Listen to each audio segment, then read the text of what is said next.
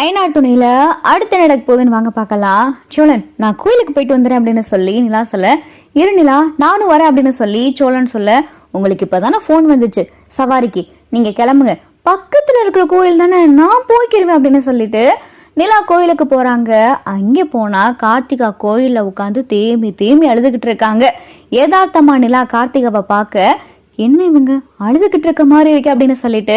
நிலா பக்கத்துல போய் கார்த்திகான்னு கூப்பிட, வேகமா கார்த்திகா கண்ணெல்லாம் தொடச்சிட்டு,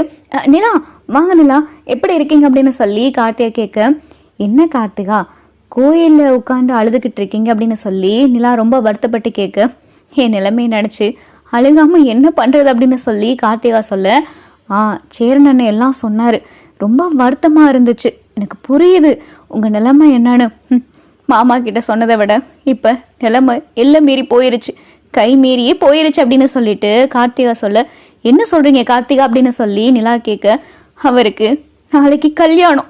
அதான் இங்க உட்காந்து அழுதுகிட்டு இருக்கேன் அப்படின்னு சொல்லிட்டு கார்த்திகா சொல்ல, என்ன கார்த்திகா டிவோர்ஸ் இன்னும் கிடைக்கலன்னு சொன்னீங்க, டிவோர்ஸ் கிடைக்காம எப்படி கல்யாணம் அப்படின்னு சொல்லிட்டு நிலா கேட்க, அவரு ஒரு பொண்ணை காதலிச்சாராம், அந்த பொண்ணு இவரை காதலிச்சுச்சான், டிவோர்ஸ் எல்லாம் மேட்ரு கிடையாதுன்னு அந்த பொண்ணு சொல்லிச்சான், அதனால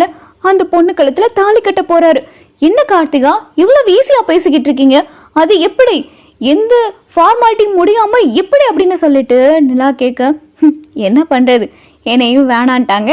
எங்க அம்மா அப்பா போட்ட நகையும் எல்லாத்தையும் வித்துட்டாங்க, இதுக்கு மேல என்ன பண்றது, என்னையும் டிவோர்ஸ் கொடுக்க போறேன்னு சொல்லி எங்க வீட்டுக்கும் அனுப்பி வச்சுட்டாங்க, இவருக்கு கல்யாணம்னு தெரிஞ்சு வருத்தப்படாம என்ன பண்றது, வீட்டுல இருந்தா ரொம்ப மனசெல்லாம் ஒரு மாதிரியா இருந்துச்சு, அதான் கோயிலுக்கு வந்து கொஞ்சம் நிம்மதியா இருக்கலாம்னு பார்த்தா, கோயிலுக்கு வந்தாலே அவருடைய ஞாபகமா இருக்கு, இந்த கோயில்ல தானே எனக்கும் அவருக்கும் கல்யாணம் நடந்துச்சு அப்படின்னு சொல்லிட்டு கார்த்திகா பார்த்தா நிலா கிட்ட புலம்பி அழுக. அப்பதான் நிலா, கார்த்திகா கிளம்புங்க, உங்க வீட்டுக்கார் வீட்டுக்கு போகலாம் அப்படின்னு சொல்லிட்டு நிலா சொல்ல, என்ன நிலா சொல்ற அப்படின்னு சொல்லி கார்த்திகா கேட்க,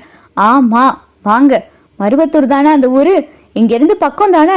போகலாம் வாங்க, என்னதான் நடக்குதுன்னு பார்க்கலாம், என்ன தட்டி கேட்க ஆள் இல்லைன்னு நினைச்சுக்கிட்டு இருக்காங்களா, போலீஸ் கம்ப்ளைண்ட்லாம் கொடுத்தா என்ன ஆகும் உங்களுக்குலாம் தெரியுமா,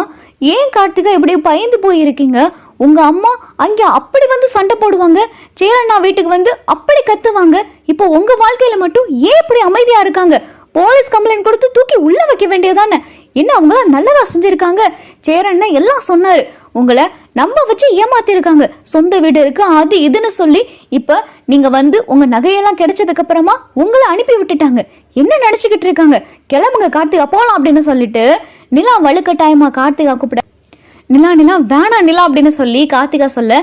என்ன கார்த்திகா வேணா, உங்க வாழ்க்கையை காப்பாத்திக்கணும்னு உங்களுக்கு தோணலையா, எதா இருந்தாலும் விட்டு கொடுத்துட்டு இப்படி உட்காந்து அழுதுகிட்டு இருப்பீங்களா, பொண்ணுங்கன்னா அப்படி அழுதுகிட்டே இருந்தா ஆம்பளைங்க ஏறி மேய்ஞ்சிட்டு போயிருவாங்க, வாங்க போலாம் அப்படின்னு சொல்லிட்டு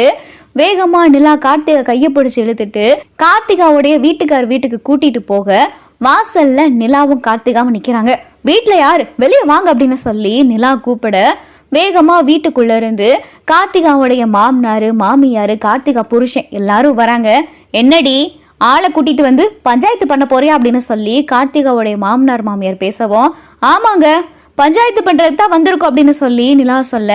என்னடி வாயை மூடிக்கிட்டு அமைதியா இருப்பேன்னு பார்த்தா நாளைக்கு என் பிள்ளைக்கு கல்யாணம்னு தெரிஞ்சுக்கிட்டு பிரச்சனை பண்ண போறியா அப்படின்னு சொல்லி கார்த்திகாவுடைய மாமனார் மாமியார் சொல்லவும், என்னங்க நினைச்சுக்கிட்டு இருக்கீங்க,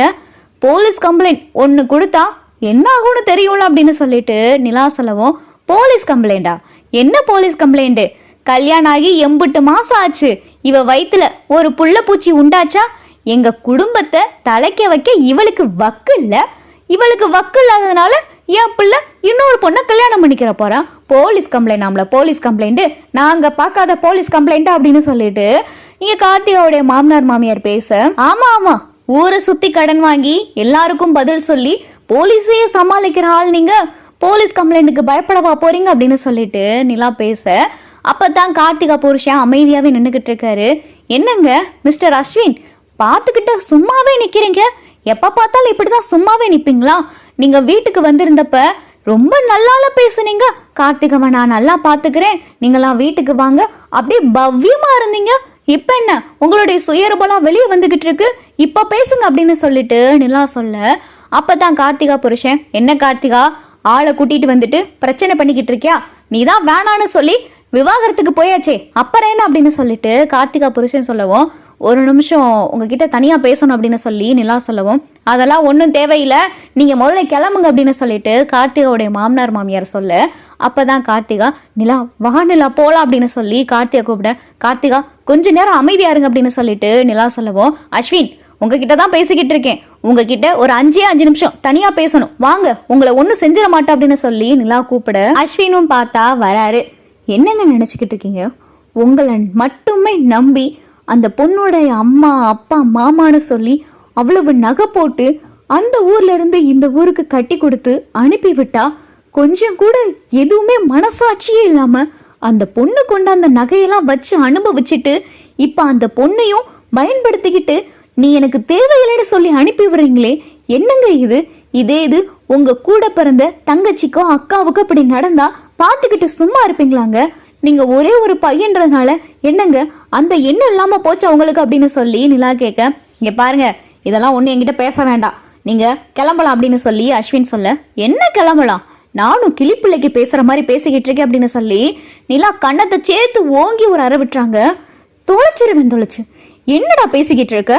ஒரு பொண்ணுடைய வாழ்க்கையை சீரழிச்சிட்டு இன்னொரு பொண்ணுக்கு நீ வாழ்க்கை கொடுக்க போற, அந்த வாழ்க்கை உனக்கு எப்படிடா நிலைக்கும்? நீ இப்ப கார்த்தியாவுக்கு செஞ்சிருக்கியே இதே வேலைய நாளைக்கு உனக்கு கல்யாணம் நடக்க போதே, அந்த பொண்ணு இப்படி வந்து உன்னைய ஏமாத்திட்டு உன்கிட்ட இருக்கிற நகை பணம்னு சொல்லி உங்க அம்மா அப்பா மொத்தம் எல்லாத்தையும் நடுத்தர்ல நிக்க வச்சு அந்த பொண்ணு வேற ஒருத்தன் கூட போனான்னு வை, உனக்கு எப்படி இருக்கும்? அதே மாதிரிதானடா பொண்ணுங்கன்னா லேசா போச்சா உனக்கு அப்படின்னு சொல்லிட்டு